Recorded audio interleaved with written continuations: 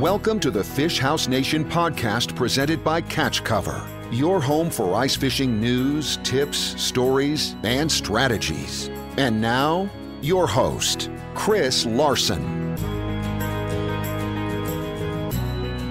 Welcome to the Fish House Nation podcast. Today, our guest is Kyle Agri from Brewer Agri Outdoors and from a couple different podcasts that you may be familiar with. Kyle, thanks for joining us today.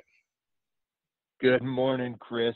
Glad to be on with you. This is very exciting. It's nice to be able to come on and talk fishing, talk ice fishing, and of course, that's the next best thing to actually being out there and doing it. Yeah, so you usually do the interviewing, and today I'm going to interview you.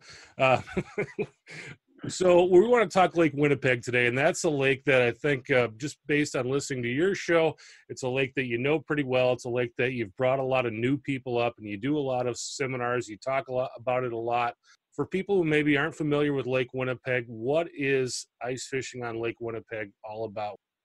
Well, I tell you what, Chris, my best sales pitch on Lake Winnipeg is really to tell folks about the first time I went up on the big lake. That was in 2009. So it's been 10 years plus here of experiencing what this lake has to offer. And on my first trip, and I've heard this from so many folks, they've experienced the same thing. But on my first trip, I caught a personal best walleye 3 different times. Meaning I caught the biggest one of my life. An hour and a half later, I caught one bigger than that. And the next day I caught one bigger than those two previous ones. And the trophy class fish up there on Lake Winnipeg is what really draws us in. It's a great fishery. It's a challenging fishery, but the trophy potential is amazing. Not to mention just the look of the fish up there, the walleyes, the greenbacks, as folks have heard us talk about. They truly are emerald green. They just glow in the sunshine, and they're like a fish you've not been able to see anywhere else on earth. They're really, really cool. That's what keeps me coming back, and I know that's what draws many folks up to that big lake. Yeah, we're going to unwrap some more of that later on, but so you went up there 10 years ago for the first time. What has your experiences been like that's been like since? I know you go back, there's a group that you go up there with. Can you talk to us a little bit about kind of what you do and how you get up there and kind of what it's like for you now as someone who's repeatedly going up there? Well, I tell you what, the fish, obviously, the fishing draws us up to Lake Winnipeg. But the lake itself is the 11th largest lake in the world. It can be a bit daunting to think about how we navigate a body of water that size. And what really has been a key for us and so many folks are the incredible hospitality and the incredible people of Manitoba. I was originally drawn up there through the FM Walleyes Unlimited Club here where I live in Fargo-Moorhead. And a group of us went up really in response to an invitation from some folks who were up there fishing the lake already, who had the experience, who had the knowledge. They were part of the Walleye Anglers Association of Manitoba, or the WAM Club. And it was really their mentorship, their guidance, their open arms that have helped us learn about the lake and really be able to develop friendships and relationships that have lasted, that entire 10-year span and grown into some real close friendships. Yeah, that's awesome. The locals have really kind of welcomed you guys there and brought you in, and you guys have made some really cool relationships since then.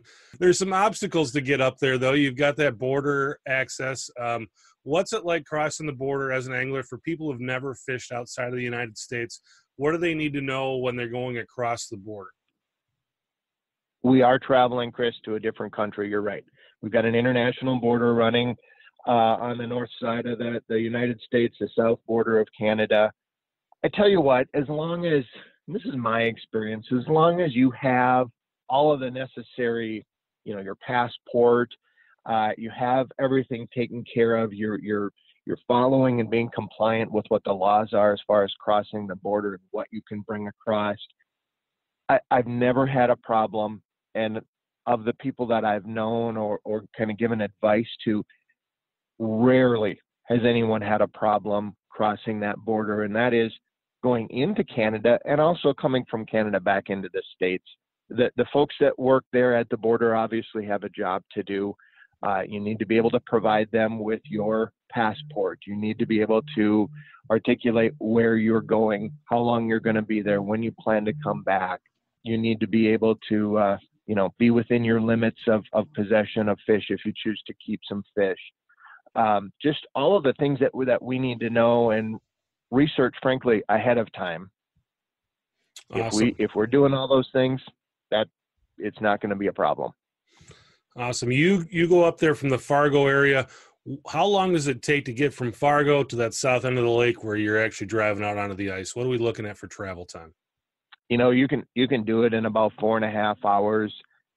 Typically, when we make our trip up there, it ends up being a little bit longer than that because we're going to stop in the city of Winnipeg, and we're going to buy license. We're going to buy bait. We're going to take care of some of those things we need to take care of before we get up to the lake. We always plan for about 5 to 5.5 hours from the time we pull out of our driveway until we figure we can be on our way out onto the lake, which, quite frankly, is a pretty reasonable drive when you look at some of the other destinations to some of the big ice fishing fisheries or places where people are traveling. That's not out of the realm of reality for most folks. Yeah, we're talking right now in late November. And when is the best time to go up there? When's the best time to go chase these walleye? We kind of have a saying, the best time to go fishing is whenever you can. And we certainly have to preface that with the fact that, we're not ever going to advise someone to go out when it's not safe.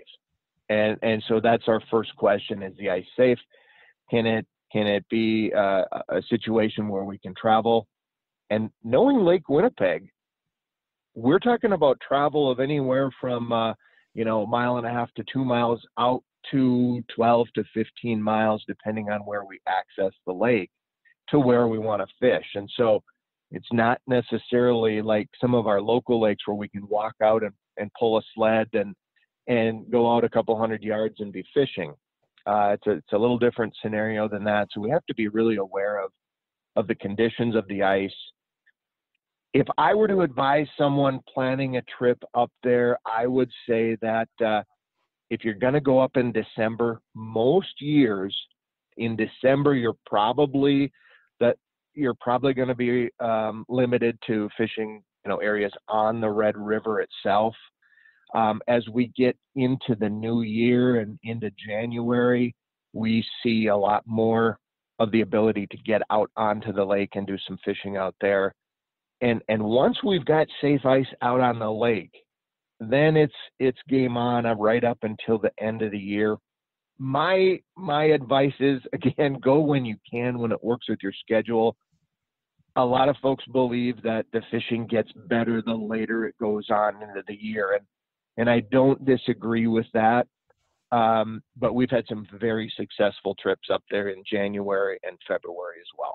You make the trip, you get there, you're looking out at the lake. What can anglers expect once they get there? What should they be looking at? You know what, Chris, my biggest piece of advice there is be thoughtful, be intentional about how you pack your gear and the quality of gear you bring up to the big lake. Lake Winnipeg is known as the testing grounds for these ice fishing companies who want to put their gear to the limit in terms of conditions.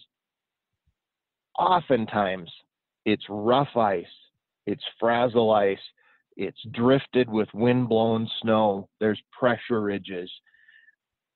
We're going to find challenges out there just simply getting from our truck to the place we want to fish.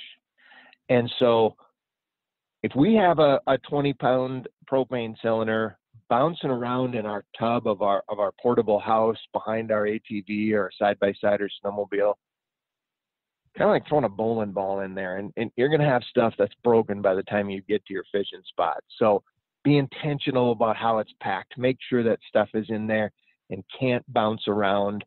Make sure that you have good, reliable transportation to get you from point A to point B. It's crucial. You definitely don't want to be stuck out there 10, 12, 15 miles from your truck and not have gear that's going to get you back home. So that's first and foremost.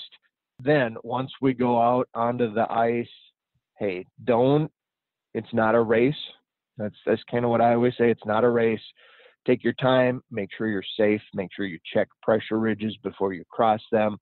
Stop, get out, use your spud bar, make sure that things are safe. Find a safe area to, either cross or drive around those pressure ridges. On a body of water that size, those pressure ridges can be huge. They can be massive. So make sure you're taking your time and getting to where you want to go. And you'll get there safely. You'll get there with all of your gear intact. Yeah, I think for people who live in my area in the Minneapolis, St. Paul, when we do our traveling, go to big lakes like Leech Lake or Mille Lacs, there's resort roads kind of plowed in. Is that something that you see up on Winnipeg, or is it kind of a free-for-all type of situation? Well, free-for-all might be a stretch, but, it's not far from it, Chris. There just isn't the infrastructure when we look at Lake Winnipeg that we might expect to see here closer to home, Lake of the Woods, Leech, Mille Lacs, some of those bodies of water you referenced. Lake Winnipeg doesn't have that. Now, there'll get to be kind of a beaten down trail, if you will, at best, if snow allows trucks to travel out there. You'll see individuals go out in groups. And I've seen this a number of times. I'm not gonna advocate for it by any means, but it is how people kind of get those roads planted. They'll go out in groups of 2 or 3 trucks. The first truck will go until they get stuck, and the second one then will hook a rope to it, pull them back. They'll take another run at it, and they'll just work their way across the ice until they get to where they want to go. And so typically after that, you're going to have other folks using those same travel corridors and roads and trails. That's not to say that they are maintained by any means. We just don't see that up there. So it's a little bit of kind of go at your own risk. I will say too, Chris, that with all of the pressure ridges up there, and the folks that I fish with up there, it's our philosophy that being able to drive a truck out on Lake Winnipeg is a bonus. We're always prepared to have snowmobiles, ATVs, or a side-by-side to get us from point A to point B, because we don't want to be stuck behind a pressure ridge that a truck is not able to cross and not get to the places we want to fish. So be prepared and be ready, and you do those things and you have the right gear, you're gonna be just fine. Winnipeg is kind of thought of as a basin lake, not a lot of structure like you would find in some of the lakes we had just talked about. Where do people go if they're thinking about, hey, where do I go to set up? How do you guys decide where to start fishing? Well, I tell you what, the first thing is just, for us anyway, it's relying on some of the connections and the relationships we have with folks up there in Canada and folks that have been there and fished the lake leading up to our trip. So we're always making sure we're interacting. And we invite people who listen to us on the radio or know us, been to one of our seminars, listen to us here on this podcast. Chris, reach out to us at Brewer Agri Outdoors. We're always happy to share any of the information we have. So if you're planning a trip up there, let us know. We'll tell you the reports we've gotten and kind of how things have looked. It's a safe bet, though, in all honesty, to think that the mouth of the Red River, which enters the south basin of Lake Winnipeg, almost dead center. The mouth of the Red River is sort of our, ground zero, if you will. That's the center point, and the current flowing from that river is what's going to attract a lot of these fish. It attracts the food, it attracts the fish.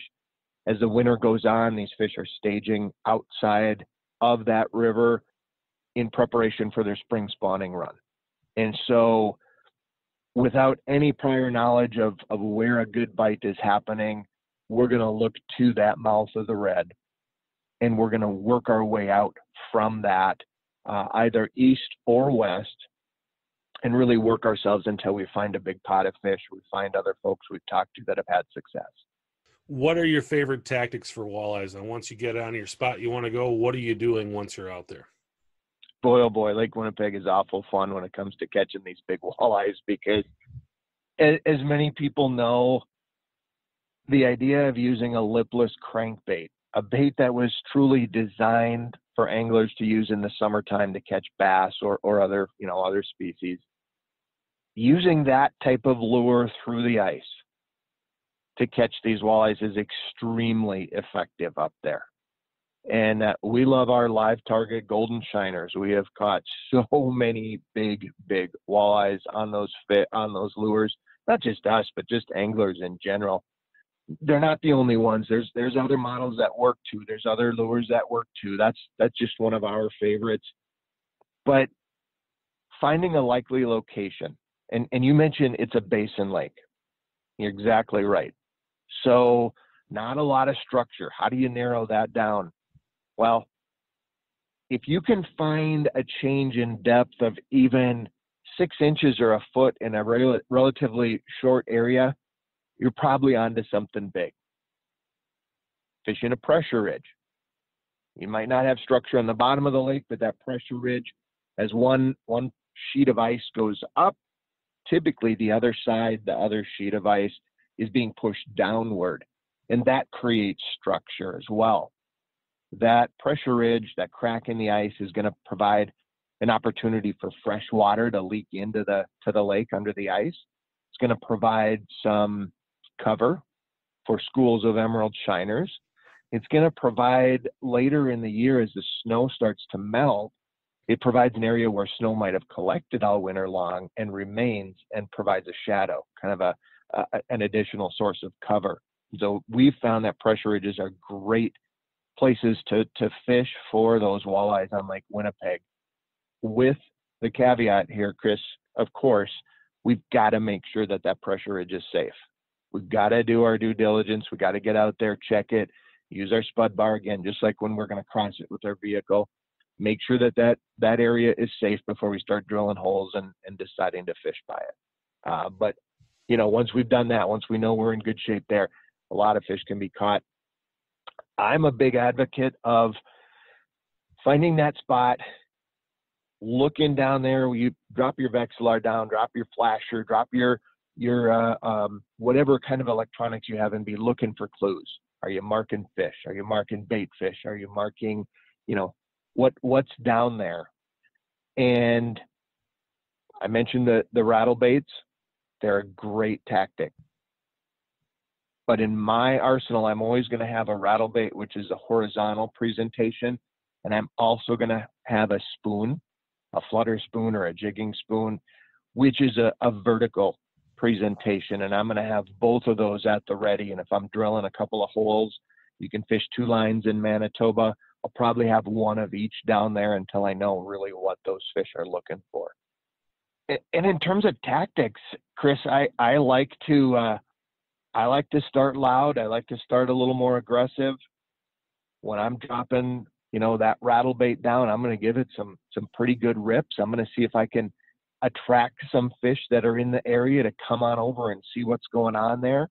And from there, I'm just going to read those fish and find out what's going to make them tick, what's going to make them go, what's going to get them to bite. And that's kind of part of the game and the puzzle that you play once you're up on the ice. And really, we do that with any species in any lake we're fishing. But it's awful fun up there knowing that the next fish that hits could be a 10, 12, 13-pound walleye. They grow them big up there. What does your rod and reel setup look like? I mean, you're out there, and like you said, you've got a potential to catch 10+ pound walleye. What does your rod and reel setup look like? Well, in all honesty, I'm going to have my preference is a longer ice rod. So I'm going to be anywhere from 36 to probably 42. I've got a couple that are 45 inches. Just having that extra length in the rod to absorb the shock, the head shakes of these big walleyes. In my mind, there's a lot of value in that. Manitoba law requires that you pinch the barbs on all of your lures. It's an important reminder to folks who are headed up there. You don't have to pinch the barbs on the hooks when the lure is in your tackle box. But once you tie it to your line, you've got to pinch those barbs down. So you're fishing with barbless hooks. You need to be able to have that shock absorption that a longer rod is going to give you. I prefer a medium. Some guys, gals are going to be looking at maybe a medium heavy. Nothing wrong with that. I prefer a medium action, longer rod like that. Got to have a good backbone. And I'm taking my reels off of my summer rods and I'm putting them on those winter ice rod combos because I want a really good drag. I want a good reel that's going to perform at a high level when I get that big fish on. And my advice for folks when you're choosing a line, do I choose mono? Do I choose super line? I'm going to say, what do you fish with during the summer? If you're a guy or gal who fishes almost exclusively with mono during the summer, I'm going to tell you to stick with it. 10-pound mono up there to me is about perfect. If you got a good drag, you got a good rod, you're going to be able to land just about any fish that swims in that lake with 10-pound mono. If you like and use super lines, stick with it. Use them again up there because you're comfortable with how they perform. You're comfortable with how the properties, right? Either the stretch or the no stretch. You're comfortable with how that works in conjunction with your rod and reel setup. So I say stick with that same game plan as you head up on the ice on Lake Winnipeg. And boy, oh boy, it can be a lot of fun trying to get that fish up into the hole. There's been times when, those walleyes will make a couple of runs under the ice and you have to time it just right. When you get that head centered under the hole, you got to turn that fish and get them up. And when you're talking about 3, 4, 5 feet of ice later in the season, that in itself can be a challenge that you've got to be able to deal with. Yeah, that was my next question is what else do people need to bring? Obviously, auger extension's probably going to be on that list, but is there something else that's on your list of things that you check off when you're going up to Lake Winnipeg that maybe you don't need when you're fishing your local lakes? Well, Chris, I'm gonna tell you a couple of things, and these are really lessons learned over time from some of the trips that we've made up to Lake Winnipeg. And I've got I call it my MacGyver box, right? And I think a lot of us have that, and it's that little extra tackle tray we throw in that has extra pins, nuts, bolts. A little bit of Loctite is an important thing to have. I make sure I've got Loctite on all of my auger bolts, on all of my, just everything that's put together by a nut and a bolt. If it doesn't have a nylon washer on it and there's a chance it could vibrate loose, I'm putting Loctite on it. Just the abuse and the travel on the big lake is really hard on equipment, and I've seen it many, many times where a bolt that holds the auger flight to the power head will rattle itself loose and out, and that the two pieces will come apart. A little bit of Loctite on that's going to help out a lot. When you're 10, 12, 14 miles out on the lake, you don't want to have to make a trip back to the truck to get an extra nut, a bolt, a pin, whatever it is that you might need to make sure your gear is ready to go back. An extra belt on our snowmobile or ATV, a couple extra spark plugs, just being prepared when we head on out on a body of water that big, really, really can eliminate some of the headaches that potentially can happen if we run into trouble. Is there anything else? I mean, obviously you put together some great seminars on this. Is there anything else about Lake Winnipeg that you want to touch on that I haven't asked you about? I tell you what, if you have your gear, if you have a little bit of time to prepare ahead of time, you're going to have a successful trip. Remember, it's still fishing. There's no guarantee we're going to catch a 15-pound walleye when we go up there. There's been a lot of trips I've gone up, and we worked really hard to find the fish. But I tell you what, there's been more trips when the work we've put in has paid huge dividends. Big fish, trophy fish, memories of a lifetime, friends, and people we've gotten to know up there that have been lifelong friends. And I would just encourage anybody to not be afraid to make that trip. We've often said it's a bucket list trip, right? It's a once in a lifetime trip. But the problem is that once in a lifetime trip turns into once a year trip, turns into 2 or 3 times a year like it has with us. And that's okay. It's a place that you can become addicted to really quick.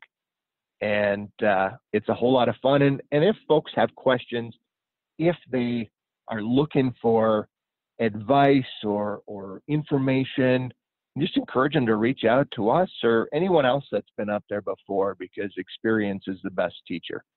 Yeah, where can people find you if they want to find more information about you? Fantastic, Chris. Appreciate that. BrewerAgriOutdoors.com is our website. Brewer Agri Outdoors is on social media, Facebook, Instagram. And myself, Kyle Agri, I'm on both of those venues as well. Look us up, look me up. We're happy to help in any way that we can.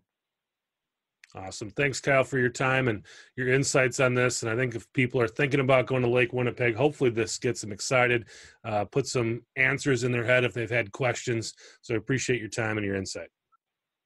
Hey, thank you, Chris. And tight lines to everyone out there listening in. Thanks for listening to the Fish House Nation podcast presented by Catch Cover. For more ice fishing content, visit our blog at catchcover.com.